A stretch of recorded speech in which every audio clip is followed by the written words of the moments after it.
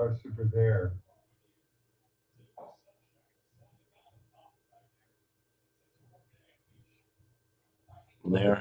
And there I am.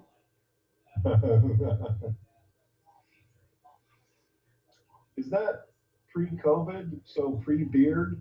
Yes, and actually, it was some professional photos I had taken um, back in 2010, and I found a company. I'm going to go ahead and leave this here. I found a company called Fiverr, Fiverr.com. It was one of those things that just sort of flashed by as a spam thing or something, and I was going to just ignore it. And then I thought, oh, this is interesting. And basically, it's a consortium. It's based in Israel, and it's a consortium of artists around the world.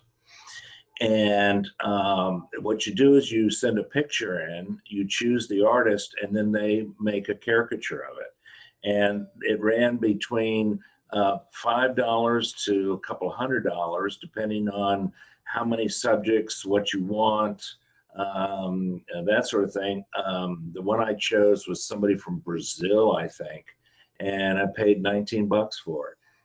They did it. You can see it with a watermark. You put your credit card in, and you then get it to download. So there you have it. So are you telling me that you decided, or for whatever reason, the beard has grown over the COVID period?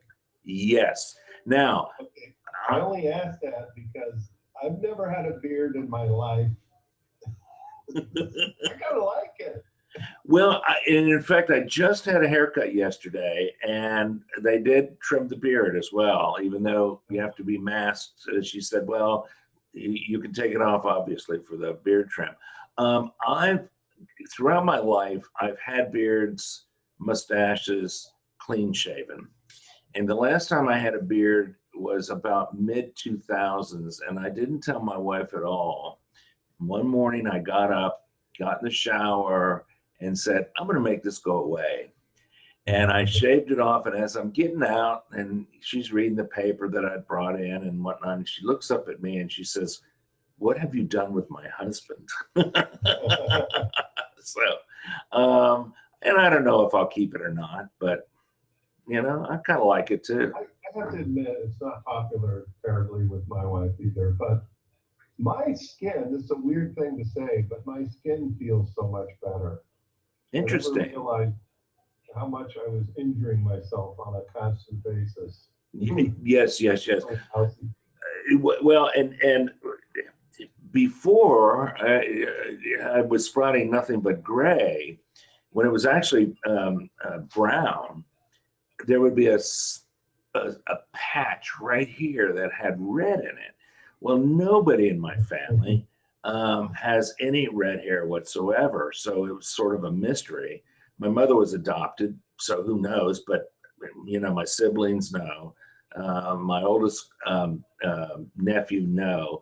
But my sister had a boy in 1999, and then another boy in 2003, and the younger Eric came out with a shock of red hair.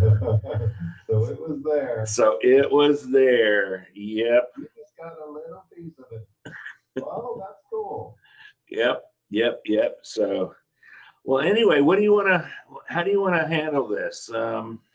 What do you think? I'm not sure what to do other than, I try it probably every few hours. And like, what does it mean? I don't know what it means.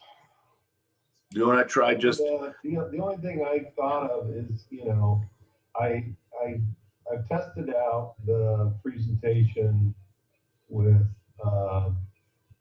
Zoom using the recording, and that works fine. And my thought is we can just put out the link of the recorded event for people. I don't know. That'll work. Something. I mean, whether or not someone sees it live or not, I don't know that it matters so much, simply because there really isn't going to be any interaction. It's we're just using Zoom to broadcast stuff, and the recorder seems to work fine. So I was kind of surprised by that. It seems like a reasonably high quality output. Mm-hmm. Mm-hmm. So that's my current thinking is if we want to publicize it for people to but let me ask you, um, see if you know, I'm not, so the family, so there's some videos that we've created, they're played inside Zoom. They're basically photo montages, Mm-hmm. but with some musical selections. Mm-hmm. Is that going to be a copyright? I figured I'm probably okay just doing the Zoom. This is kind of a private event, but if we were to put it out there broadly, would we get into trouble? You know, in another life, I guess I should have been a lawyer, but I don't have an answer for you there. I used to do a thing. This is about 12 years ago on Blog Talk Radio. We had a little consortium of several of us from around the country, and we would have political discussions. And we actually had Mike Farrell one time, the guy from MASH, and one of my colleagues had Billy Mooney, from Lost in Space, and so we didn't reach big time, but we weren't also Z-list either. Anyway, we talked about that because one of them, his show was called Shakedown Street, because he was a big Grateful Dead fan, and he had a Grateful Dead song, and I had the theme song, or the ending song from Dr. Strangelove, We'll Meet Again. And but it was like, is anybody really going to go digging into this blog talk radio thing to find out who's violating and who's not? And obviously we never heard from anybody. FSU, it may be different. I don't know. I don't really have an answer. University in trouble. I mean, I feel like I'm okay with this Zoom event. Yes, absolutely. I feel like I'm okay there. What I've told the family is the family would like to take some of the individual videos and post them. We have a whole sort of set of web pages dedicated to Anders Ericsson now, and they would like to have those posted there, but I'm not comfortable posting it with the music. That just seems that just seems too public. Yeah, and Frank, I have to agree with you. I would say do it sans the music, just the montage, and I think that. And hey, here's a solution: do the montage and then you sing instead of playing the music.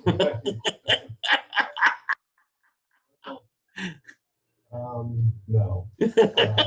In a word, no. Maybe a family member will want to do something. I don't know, but anyways, I feel like unless this I don't know, unless YouTube relents, that's probably, it's going to be what it is on Monday, and then, to my understanding, because I asked, is that they kind of held off from doing, like, posting it on Facebook and Twitter. Mm-hmm. Mm-hmm. Good, because we only got 300 slots. Right. But then they could take this link to the Zoom recording and maybe send that out if someone wanted to watch it. Absolutely, and that works just fine. I've done that before. Now the recordings go away after 180 days, and that's fine. Yeah, but that is what it is. So then the other thing is something you said about that you created a channel. I did no such thing. I just simply set it up and, you know, had everything default, didn't create a special channel or anything. You know, is that the you know, and is right now some email sitting in somebody's inbox in university communications asking, is this okay? You know, and that sort of thing. And so that I can't answer you. I just know that they're very particular these days to make sure that anything that's got the you know, the FSU brand on it is you know, blessed and approved, if you will. So I understand. Yeah. Okay. That could very well be it. I was sort of wondering, that might have been dumb. hey, we live, we learn, right? Yeah. Yeah. Yeah. So All right. Well, thank you so much for talking me through all this. I sure. appreciate your time, Hans. Sure. My pleasure indeed, Frank. Have a good weekend. All right. You too. All right. Talk to you later. Yeah. Bye.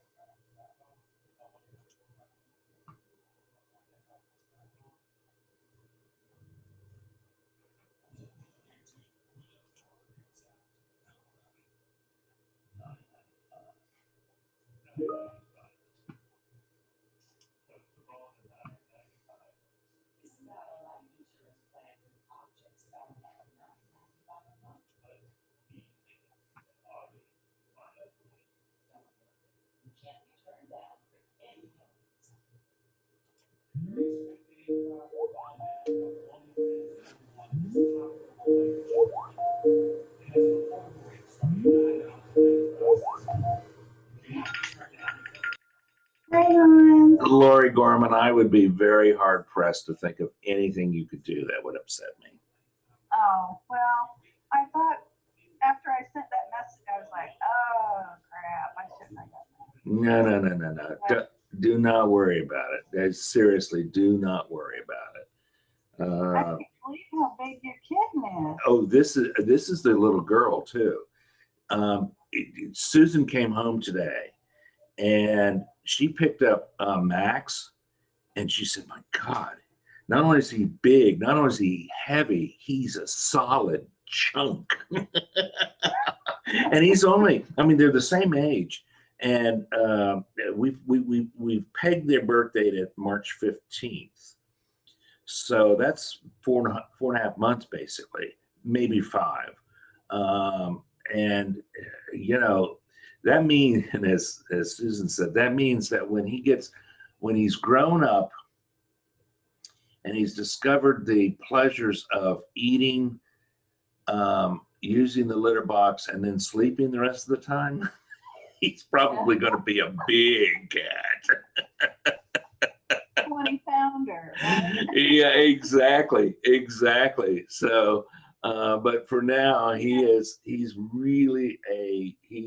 a chunk of a cat, but she is adorable.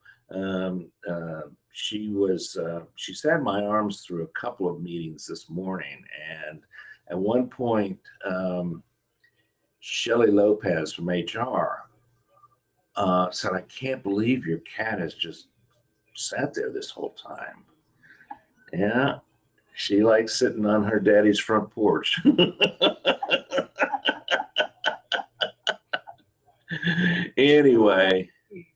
Anyway, so don't worry about it. As you saw from my email, I'm putting this, giving it over to Callie for her to do her stuff. So Okay, well, Corey just showed me the closed captioning yesterday. So it's kind of new in Zoom, in my mind. in Zoom, In Teams. oh, in Teams. Okay, gotcha. So I mean, we have that free if they want to use that as an alternative. So it can be easily turned on in any meeting or call. Interesting. That is actually pretty cool. And I've meant to tell you this. My conversation with Charles today included that because of Bobby's email from yesterday. And so I asked him, and as I said in the email there, Zoom is going to be offering it because they see the potential to be able to make more money off of it, but they don't have it in place yet. So, and they don't know, it's on their radar, but they don't know when they're going to, devote time to that. They got bigger fish to fry right now. So all of that said, we'll just have to do these third-party things. And Charles told me that when he worked for Adobe Connect years ago, he said one of those, I think it was the closed Colorado caption, whatever it's called. He said it was like 100 and something an hour. And that's because it was human beings that were doing it. Oh, yeah, I bet so. As opposed to, AI or. That's what I was thinking. It's probably not that big of a deal for Microsoft to pull that off. Yes. Zoom, it's going to take a lot of processing power Yep. to be able to make that voice to character conversion Yep. that quickly. Yep. Exactly. So anyway, no sweat. My recommendation is take the next 2 days off. I'm going to take you up on that. All right. If anybody asks, tell them I said so. Okay. All right. Take good care. All right. Have a good weekend. All right, Lori. Bye-bye.